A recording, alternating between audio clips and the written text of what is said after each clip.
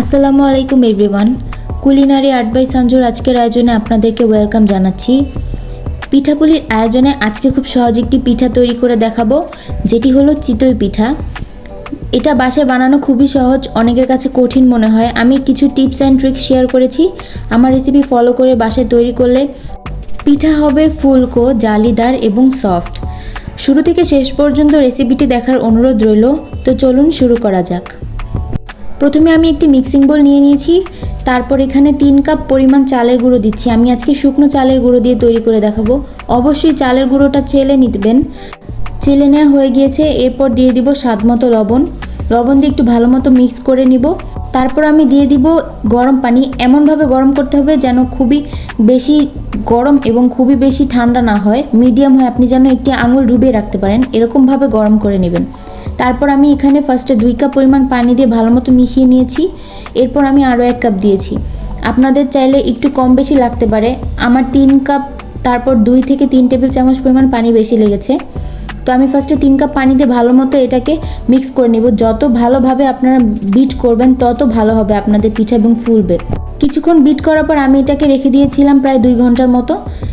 এরপর এটাকে আরেকটু ভালোভাবে মিক্স করে নিচ্ছি। তারপর আমি ব্লেন্ডারে ব্লেন্ড করে নিব। এই পর্যায়ে কোনো রকম পানি অ্যাড করতে হবে না। ভালো মতো ব্লেন্ড করলে দেখবেন অটোমেটিক এটা ম্যাজিকের মতো পানি হয়ে গিয়েছে। দেখুন আমি ব্লেন্ড করে নিয়েছি, অনেকটাই কিন্তু নরম হয়েছে। আমি একটু চেক করে নিচ্ছি যে চালের গুঁড়োগুলো দানা দানা রয়েছে কিনা, একদমই নেই। এরপর আমি আরও 2 থেকে 3 টেবিল চামচ পরিমাণ পানি অ্যাড করে নিয়ে ভালো মতো মিক্স করে নিয়েছি। দেখুন ঘনত্বটা কিন্তু এরকম হবে।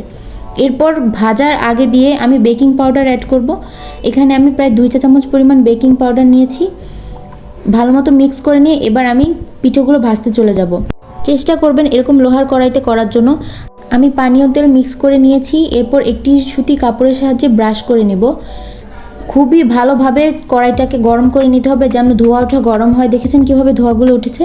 এরপর পর্যাপ্ত পরিমাণ ব্যাটার দিয়ে ঢাকনা দিয়ে ভালো মতো ঢেকে দিতে হবে। ঢাকনাটা এমনভাবে চয়েস করতে হবে যেন কোনোভাবেই কোনো দিক থেকে বাতাস না বের হয়। দেখুন কতটা পরিমাণ ফুলেছে পিঠাটা এবং কতটা সফট হয়েছে। নিচের কালারটাও কিন্তু সুন্দর এসেছে। আমি আপনাদেরকে দেখাচ্ছি। এভাবে রেসিপিটি ফলো করে অবশ্যই বাসায় তৈরি করবেন, তাহলে অবশ্যই আপনারা উপকৃত হবেন। দেখুন পিঠাটা কতটা পরিমাণ সফট হয়েছে এবং নিচটাও কিন্তু পুড়ে যায়নি, ক্রিস্পি হয়েছে এবং অনেক বেশি জালিদার হয়েছে। আমি আরও একটি তৈরি করে দেখাচ্ছি। আমি যেহেতু শুকনো চালের গুঁড়ো দিয়ে করেছি তাই আমার পানির পরিমাণটা বেশি লেগেছে। আপনারা ভেজা চালের গুঁড়ো দিয়ে করলে কিন্তু পানির পরিমাণ এত বেশি লাগবে না, শুধু ঘনত্বটার দিকে খেয়াল রাখবেন। ব্যাস তৈরি হয়ে গেল খুব মজাদার চিতই পিঠা। আমি এটাকে 3 ধরনের ভর্তার সাথে সার্ভ করেছি, আমাদের স্ট্রিট ফুডে যেভাবে সার্ভ করে তারা। আমি এখানে শুটকি ভর্তা নিয়েছি, সরিষা ভর্তা নিয়েছি এবং ধনেপাতা ভর্তা নিয়েছি। দেখুন কতটা পরিমাণ ফুলকো সফট হয়েছে।